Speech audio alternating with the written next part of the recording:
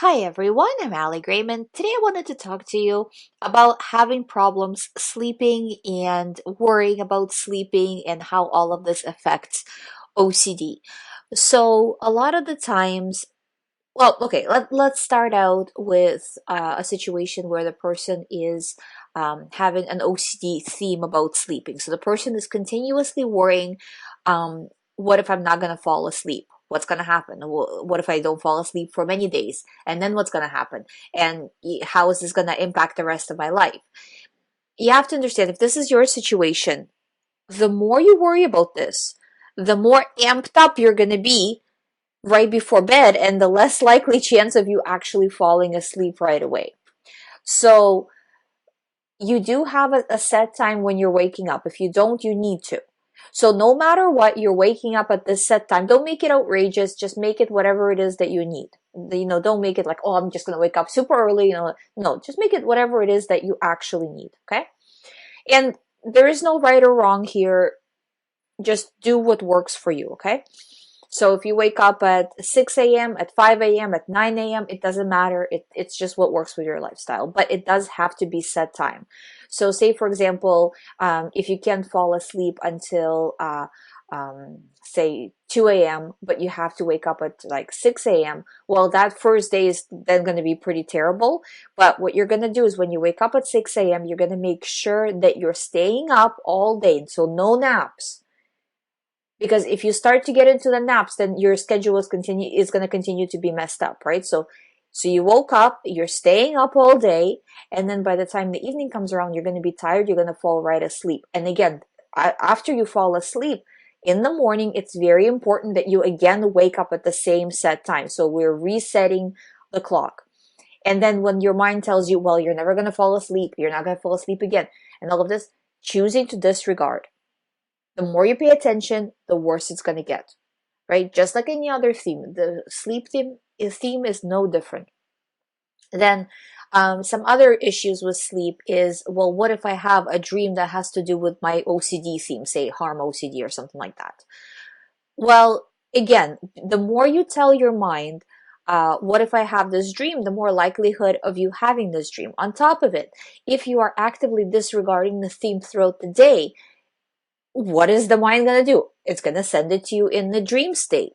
So it's very common for people to get OCD themed dreams. So if that's the situation, again, disregard, has nothing to do. It's just your mind trying to find some avenue to get you into a reaction. And since you're not buying it in the waking life, it's trying to get you in the dream. And it can make up any story in the dream. So it can be very bad. It could be very violent. Who knows, Again, it's a dream. You have no control over it. Whatever you dreamt, disregard. It doesn't mean anything about you. The only thing it means is that your mind is trying to get your attention in order to get you into fear because you have OCD.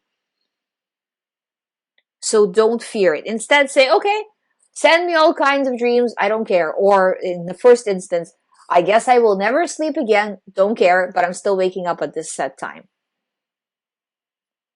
Anything to do with sleep, try to reduce the level of fear towards it. So accept it as it is right now. So say if you're having bad dreams, okay, I'm having bad dreams, and I guess today I'm going to have another bad dream.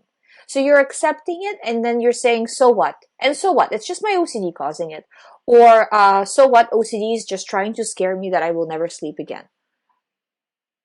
Or another variation of this is, what if I'm not getting enough sleep, and what if me not getting enough sleep will cause some sort of a problem?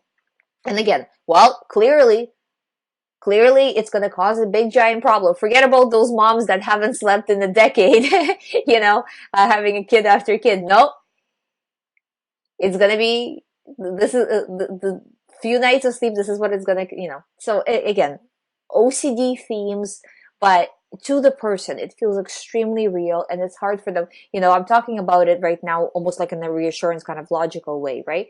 But in the moment, it's hard to see it that logical way. So the best thing to do in those situations is just to say, I know Ali thinks it doesn't make sense, or I know my family thinks that my thoughts don't make sense. So based on their perception, I'm going to choose not to worry. I'm going to say to my OCD, and again, what I said before, right? Bring it on. I don't care, like that. So you yourself specifically, if you don't have this feeling that you're safe, which you don't if you have OCD, you don't really specifically need it, just because, you know, usually with clients, I push a lot on no reassurance, all of this kind of stuff.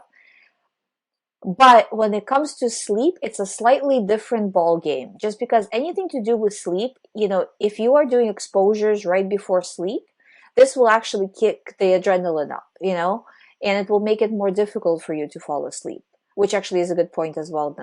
Don't do exposures right before sleep. Um, if you feel like you're in that boat, for some people it doesn't cause that much, kind of adrenaline where they can't fall. They get kind of tired. So the other way. But for most people it does, So if you feel like you start to feel like you just had coffee after, an OCD exposure, then right before bed is probably not the best time to do it unless you absolutely have to. And if you absolutely have to, such as in a situation where your OCD has directly something to do with your sleep, then I would say kind of easing into it slowly, easing into exposure slowly, meaning that you just say it and then kind of you do whatever it is, like however you like to go to sleep, like read a book. I wouldn't do anything that's like watching very kind of like a thriller or anything kind of like a movie that's more kind of engrossing, so to speak, because that's just going to keep you up longer, right? So it's like something like a calm activity, like reading a book, meditating, all of that is good. And kind of like leaving it like how it's going to be, it doesn't matter if I don't fall asleep. Well, I'm just going to be tired tomorrow, but I'm changing my schedule, so it's okay if I don't fall asleep. Not making it a priority. No, I absolutely have to go to sleep. It has to be perfect. It has to be this, because perfection, again, is a big part of OCD, of not everybody who has OCD, but I would say more than, let's say, around maybe 70% of people who have OCD also have perfectionism um, aspects to it. So not making it perfect, we're just doing the best we can, and after a few days your mind will like your sleep patterns will shift, your mind will adjust, and you'll start to sleep more. But there will be those days where it's harder to fall asleep, and again, just doing exposures on it like you're doing on everything else. No, disregarding, not paying attention, choosing to move on. Yep, sure, I will never sleep again, of course. Or there must be something wrong with me if I can't fall asleep, like, oh, whatever it tells you, just say, yeah, sure, send me more of these thoughts, tell me more of this. Don't let it bully you, don't let it scare you, because that's kind of what it runs on. That's the fuel that OCD needs to keep going. Thank you so much for watching. If you haven't subscribed to this channel, please subscribe. If you would like to do one-on-one recovery program with me, all the information is on youhaveocd.com. Thank you for watching. I'll see you tomorrow.